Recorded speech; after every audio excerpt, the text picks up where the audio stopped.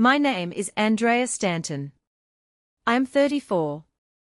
And last Christmas, my mother-in-law slapped me across the face in front of 18 relatives. It wasn't because of the argument with my sister-in-law.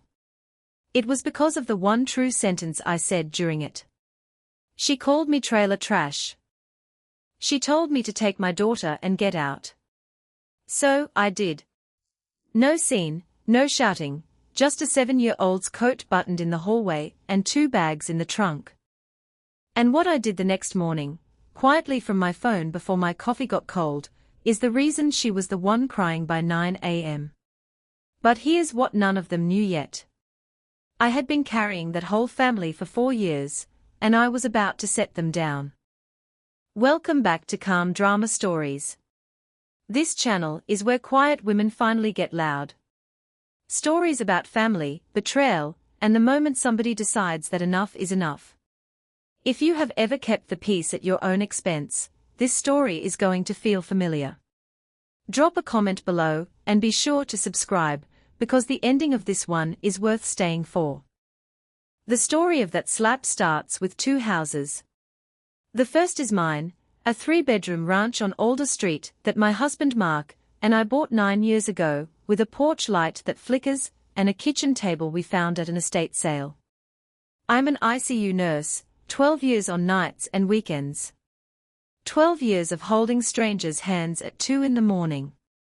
Mark is a quality engineer, steady and kind and allergic to conflict in a way I didn't fully understand until it mattered.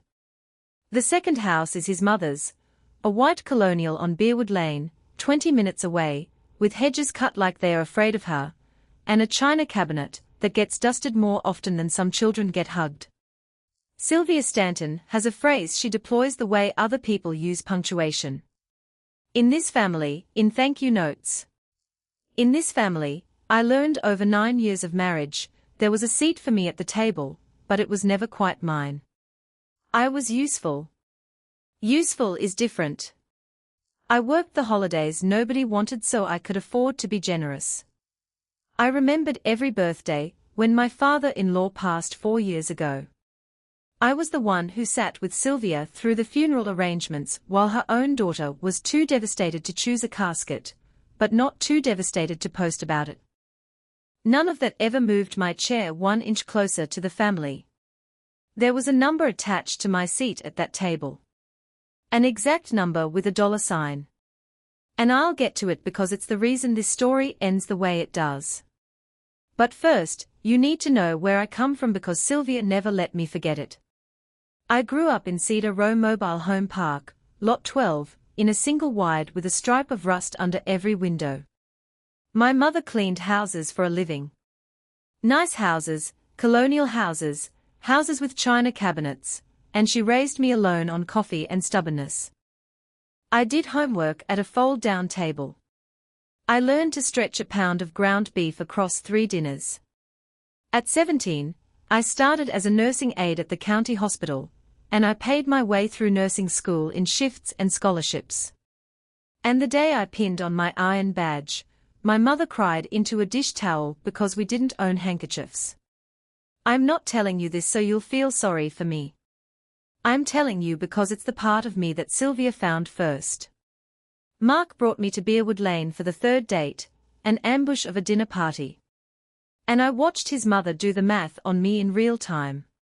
My shoes, my coat, my zip code. She was gracious the whole evening, which is worse than rude because you can't object to it. On the porch, she took both my hands and said warmly in front of everyone, "What an inspiring story you are, Andrea." A story, not a person. An inspiring story, the kind you tell to prove the system works. 9 years later, she had never once introduced me to anyone without working in where I came from. Sometimes it was dressed up as a compliment. It was never a compliment. It was a price tag she kept taped to my sleeve so nobody would mistake me for full retail. The strange thing is I accepted it. Where I grew up, you learn early that belonging costs money. And I had been raised by a woman who paid that bill her whole life. I just didn't know yet how literal the bill was going to get. Christmas at Sylvia's was not a holiday. It was a production staged annually, with a cast of 18, and a director, who never once appeared to be directing. The Leogina came down from the cabinet. Service for 24, hand-washed only, older than the marriage that bought it. The menu was approved by Sylvia in November. The seating chart was never written down and never violated. Sylvia at the head, Brooke at her right hand, Mark at her left, and me. 9 years running at the far end, between whichever cousins had children young enough to spill things. My daughter Lily, who was 7 that year, got a lecture in the car every Christmas Eve from nobody because I refused to give it, and got it anyway the moment we walked in. Sit up straight, sweetheart. In this family, we don't put elbows on the table. We stayed overnight every year, all of us, because Sylvia liked the photograph of grandchildren on the staircase in matching pajamas. Liked the photograph, mind you, the way a set designer likes a prop. And every year I packed our 2 duffel bags and smiled and told myself it was one night, that traditions matter, that Lily should know her grandmother. That's the sentence I want you to hold on to. Keeping the peace always sounds like love when you say it fast enough. That year, the production had a surprise in the second act. Brooke arrived 40 minutes late, glowing like a woman with an announcement, hugging everyone a beat too long. Big news, she kept saying, tapping her wine glass with one acrylic nail. Wait for dinner. Big news. In this family, we don't make scenes. Sylvia said it that very afternoon to a 7-year-old over a dropped fork. By 8 o'clock that night, the only person in 18 years to make a genuine scene at that table would be Sylvia herself. Before I tell you about dinner, you need 2 sentences from 2 different women, because my whole life happened between them. The first was my mother's. I was 9 at the fold-down table, and I'd asked why she wore her good blouse to clean the Albrights' house. She looked at me for a long moment and said, "We don't get a seat, Andy. We rent one."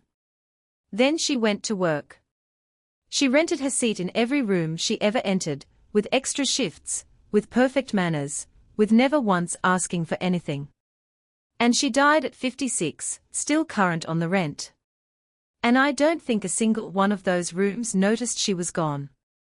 The second sentence came from Sylvia, on my wedding day in the bridal room, while she fixed a pin in my hair that did not need fixing. "None of this Mrs. Stanton business," she said, meeting my eyes in the mirror. "You'll call me Mom. In this family, we don't do formalities." And I did. For 9 years, I called that woman Mom. I brought her soup when she had her knees done. I called her on Sunday evenings when Mark forgot.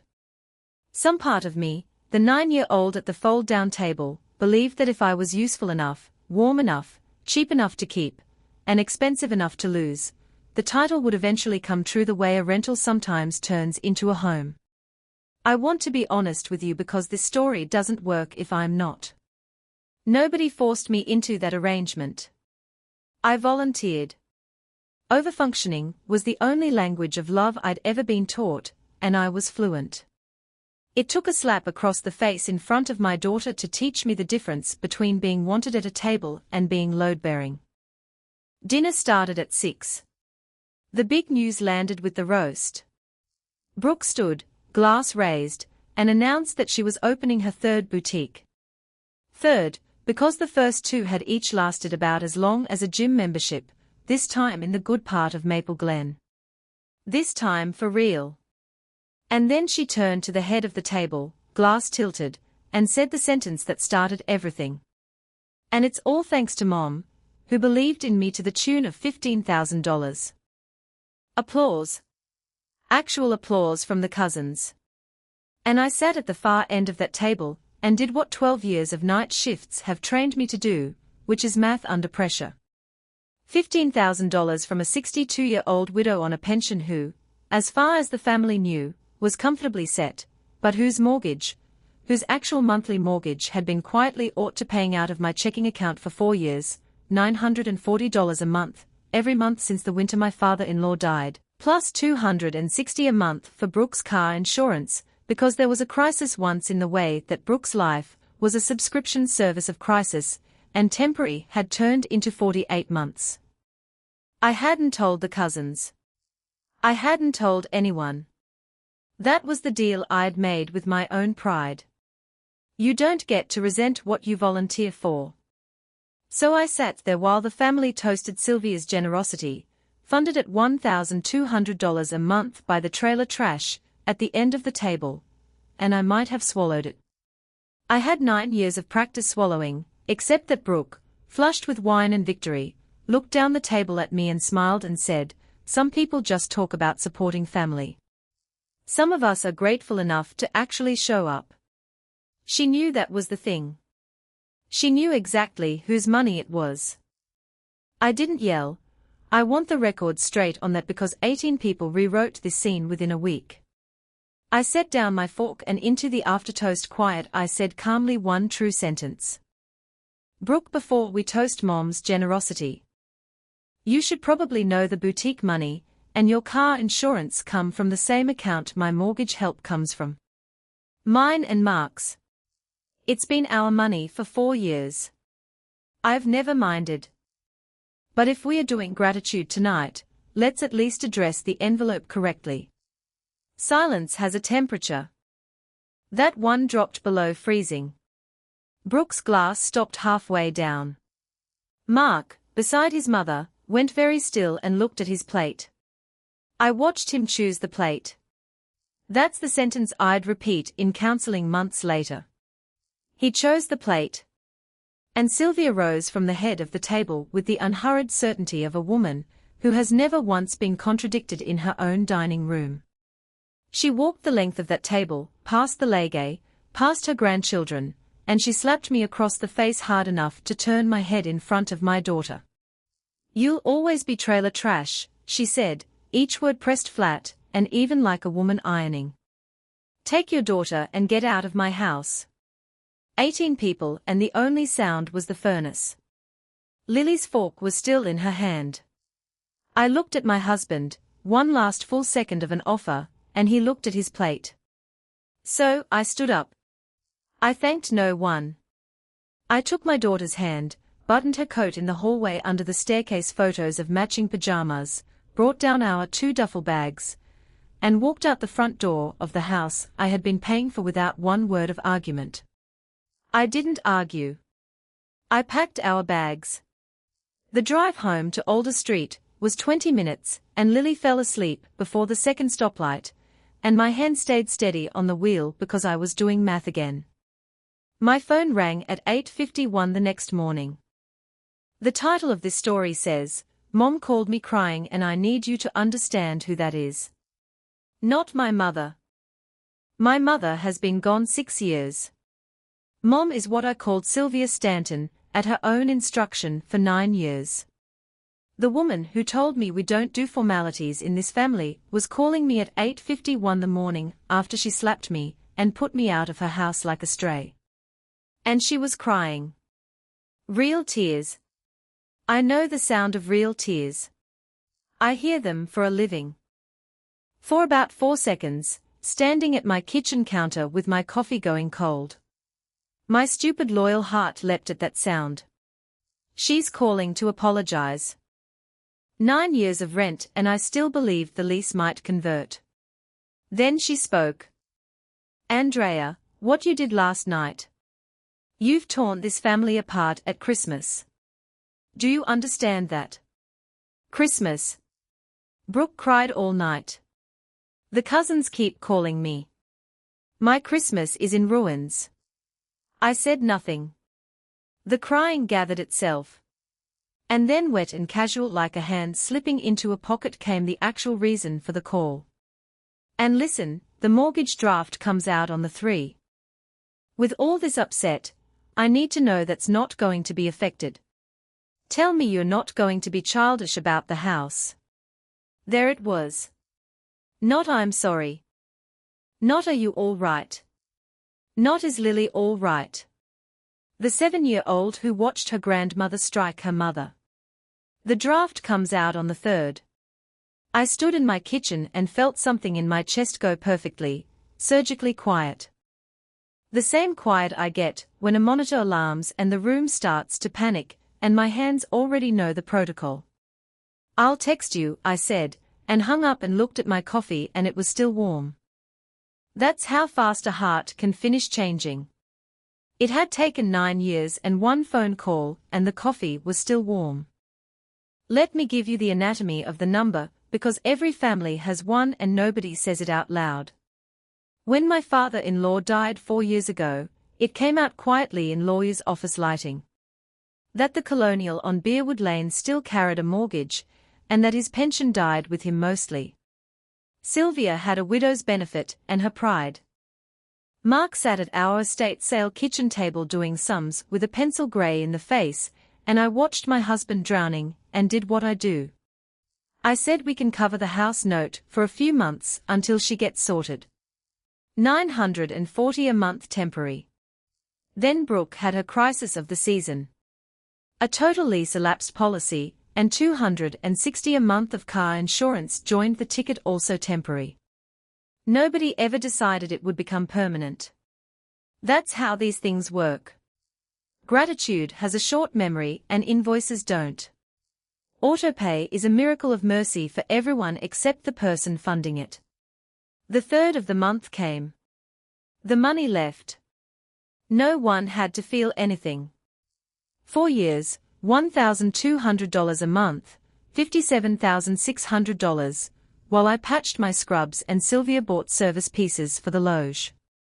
And before you ask why I never renegotiated, I tried.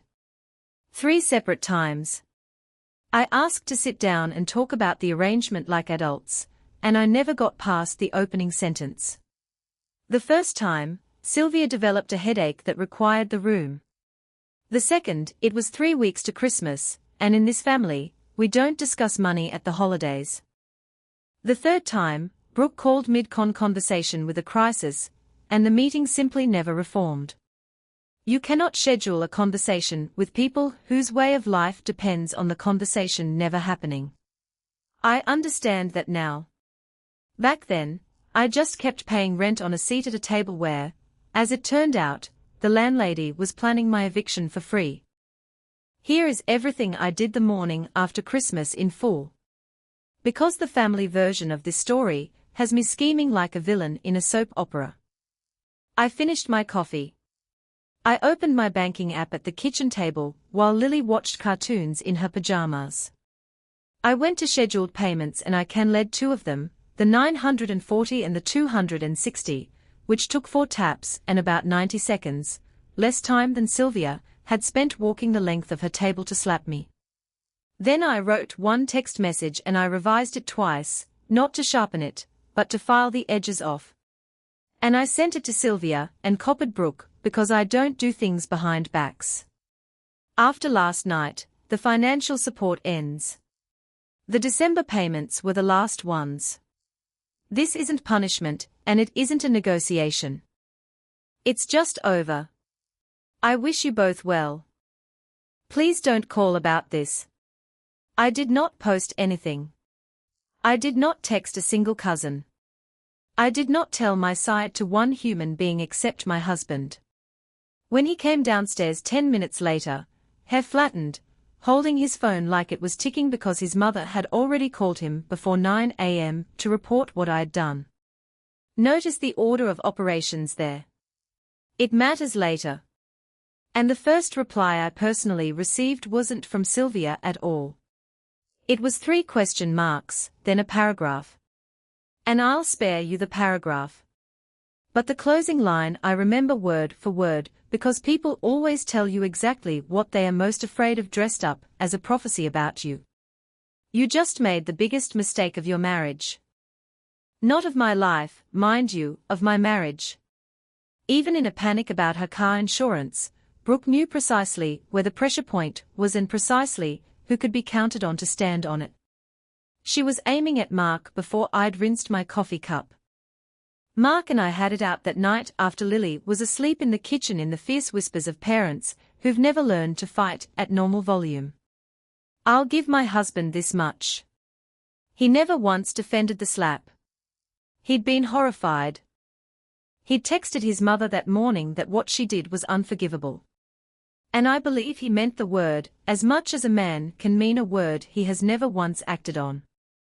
But about the money, he stood in front of the refrigerator and said, "I just don't think we should weaponize it. That's her house, Andy.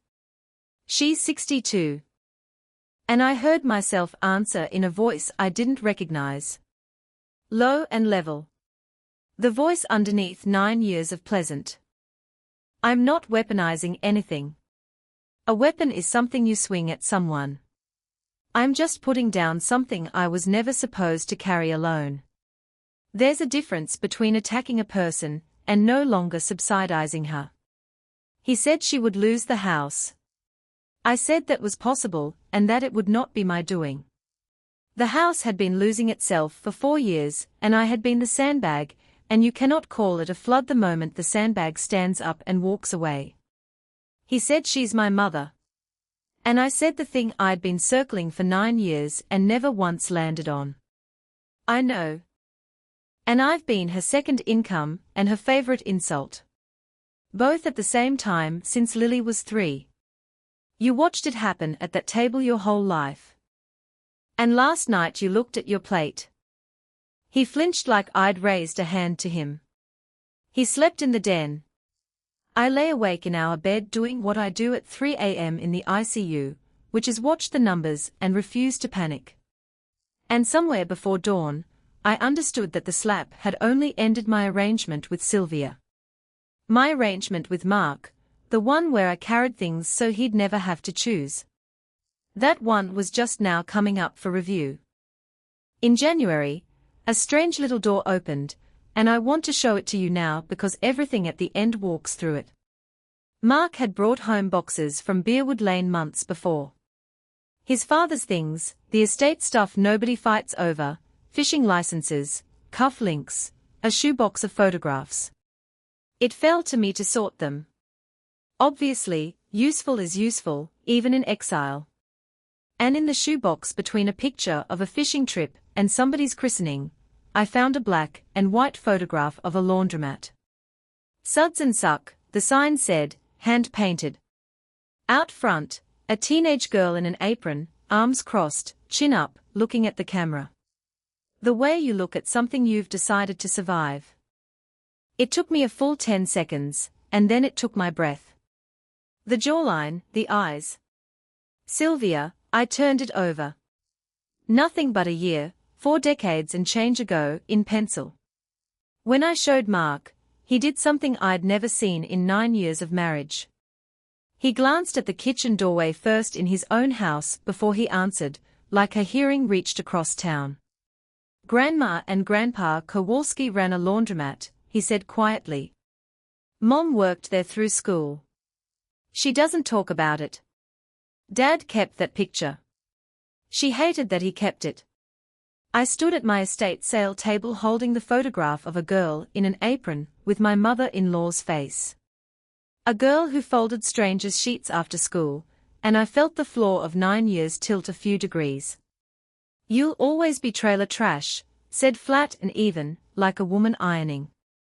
I had assumed the cruelty came from above, from a woman born on the hill, sneering down. It hadn't. It had come from somewhere much closer to Lot 12 than to Bearwood Lane, and that made it stranger and worse. And though I didn't have the word for it yet, sadder. I put the photograph in my dresser drawer under the sweaters.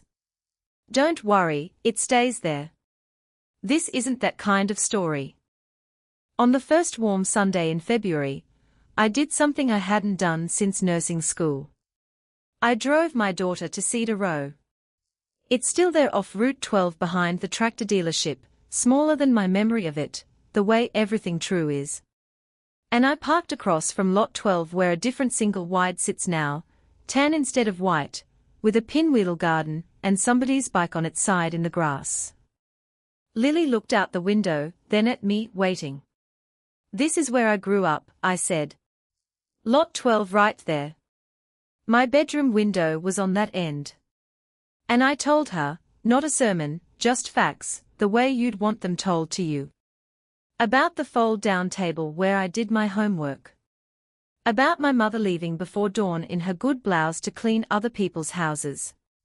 And what she used to say, "We don't get a seat, we rent one."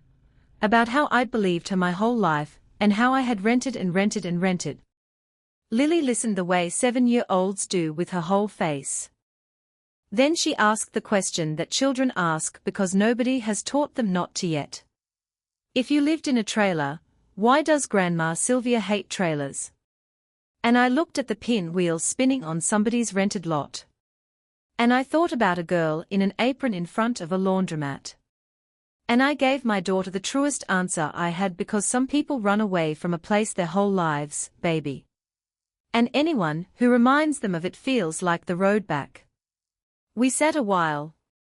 Then I said the sentence I had driven 20 to say out loud with a witness. So it would count. We are done renting seats, Lily. Both of us from anybody. She nodded solemn as a judge and asked if we could get milkshakes. We got milkshakes. If you want to know the exact center of this story, it isn't a bank app or a slap. It's a parked car across from lot 12. While I was buying milkshakes, Brooke was working. I have to hand it to my sister-in-law. She has never held a job for 2 consecutive years, but the woman could run a public relations firm. The family group chat, the big one, both sides, 40-odd people, got a version of Christmas in which I had ambushed a grieving widow at her own table with wild accusations about money and been asked to leave and retaliated by trying to put her on the street. The slap did not appear in this version. My name did, attached to the phrase after everything that was done for her. Then came the satellite campaigns. The church circle heard Sylvia might lose the house because of the daughter-in-law. The school pickup line heard we'd had a falling out, said with the eyebrows that do the real talking. An aunt of Mark's I had hosted for 8 Thanksgivings called me to say more in sorrow than in anger that family forgives Andrea, and that pride was a sin that punished the proud. I listened, thanked her for calling, and did not explain. That was the policy I'd set for myself at the kitchen table in December. And it cost me more than the money ever had. No rebuttals, no receipts posted to the group chat, no campaign of my own. If someone asked me directly face to face, they got one sentence. Sylvia hit me in front of my daughter, and I stopped paying her bills. Those are both true and I'm at peace with both. And nothing else, no matter how the silence begged. Some people believed me, more didn't, or found it easier not to. I lost the church circle. I lost 2 school mom friendships I'd thought were real. On the nights it stung, I'd stand in Lily's doorway and watch her sleep and do the only math that still mattered. One witness, 7 years old, learning what her mother does when the whole room decides the truth is inconvenient. Let the group chat have the rest. If you have ever been somebody's invisible autopay, the reliable one, the one who covers and smooths and pays and gets remembered exactly once a year, in a toast that spends your money under someone else's name. Stay with me because the next part is for you. And if you believe a woman can love her family and still close her wallet, subscribe. It helps more than you know. Now, March, the part Brooke's version of events had no chapter 4, the truth about the house started coming up through the floorboards. A bank letter forwarded to Mark by a panicked Sylvia revealed that the mortgage on Beerwood Lane had been 60 days delinquent twice before Christmas, before the slap, while my autopay was still running. The math didn't work until it did. My $940 had never gone to the bank at all. It went to Sylvia's account, where the note plus the taxes, plus the Loge lifestyle plus withdrawals no widow's benefit, could sustain the boutique money among them had twice spent it before the bank got its share. My money hadn't been holding up the house. It had been holding up the performance of the house and the performance was over budget for years. Meanwhile, Brooke, $400 behind on a lease she couldn't cover without my $260, turned in her white SUV and posted something about simplifying her life. I felt no triumph reading any of it. I want that understood. This is the part the revenge story version gets wrong. Watching a 62-year-old woman's finances come apart is not satisfying.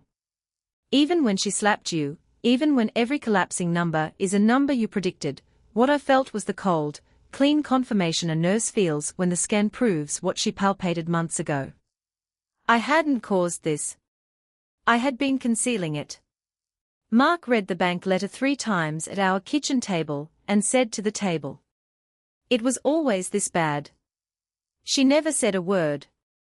The months that followed were quiet the way a braced house is quiet.